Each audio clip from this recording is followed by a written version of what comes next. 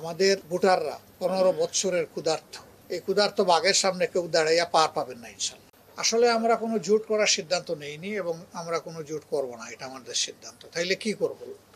আমরা নির্বাচনী সমঝোতা করব। আমরা যে কথাটা বলেছি যে প্রত্যেকটি জায়গায় একটা বাক্স হবে, সেই নীতিতেই আমরা আগাচ্ছি। এবং শুধু ইসলামী দল না, এখানে ইসলামী দলের পাশাপাশি দেশপ্রেমিক প্রতিশ্রুতিশীল আরও যারা আছেন তারাও ইতিমধ্যে সংযুক্ত হচ্ছেন এবং আরও আপনারা দেখতে পাবেন সংযুক্ত হবে ইনশাল্লাহ। আমরা সবাইকে নিয়েই দেশ করতে চাই। আমাদের অবস্থান হচ্ছে যে গণভোট আগে না হলে কিসের ভিত্তিতে সাধারণ নির্বাচনটা হবে। এই জন্য আমরা চাই গণভোটও আগে হোক এবং সনদ যেটা এটা তার আইনি বাস্তবতা খুঁজে পাক। আওয়ামী লীগ তো নিজেই নির্বাচন চায়নি, আপনারা কি জোর করে তাদের উপর নির্বাচন চাপাইয়ে দিবেন? তারা যদি নির্বাচন চাইতোই তাহলে 3টা নির্বাচন করার সুযোগ তারা পেয়েছিলেন, হাতছাড়া করলেন কেন?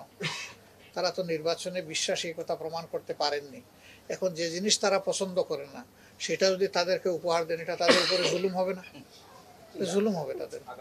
আমাদের ইয়াং জেনারেশন এখন এই আপনাদেরই, আপনারা তো ভোটই দিতে পারেন নাই। আমরা না হয় জীবনে 2-4 বার ভোট দিয়েছি, আপনারা তো দিতেই পারেন।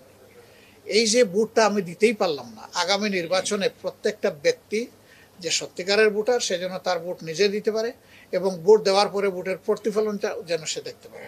এখানে যেন অতীতের নোংরা রাজনীতির পুনরাবৃত্তি না হয় সেই ব্যাপারে আমাদের সবাইকেই সুযোগ থাকতে হবে। বিশেষ করে মিডিয়ার চোখ দারুণভাবে খোলা রাখতে হবে এবং কেউ যেন এই মিডিয়ার চোখ এসকেপ করতে না পারে সেই ব্যাপারে আমরা আশা করব যে আপনারা ভূমিকা পালন করবেন। অতীতে যারা এগুলা করেছেন তারা কেউ অতি উৎসাহী হয়ে করেছে, আবার কেউ অতি উৎসাহীদের সাথে তাল মিলাইতে গিয়ে করেছেন। কিন্তু জনগণ যখন জেগে উঠে তখন আর কারো তাল জায়গায় থাকে না, তখন সবাই বেতাল হয়ে পড়ে। তখন জনগণের ইচ্ছারই প্রতিফলন হয়, ওনাদের যে ইচ্ছা সেই ইচ্ছার আর প্রতিফলন হয় না।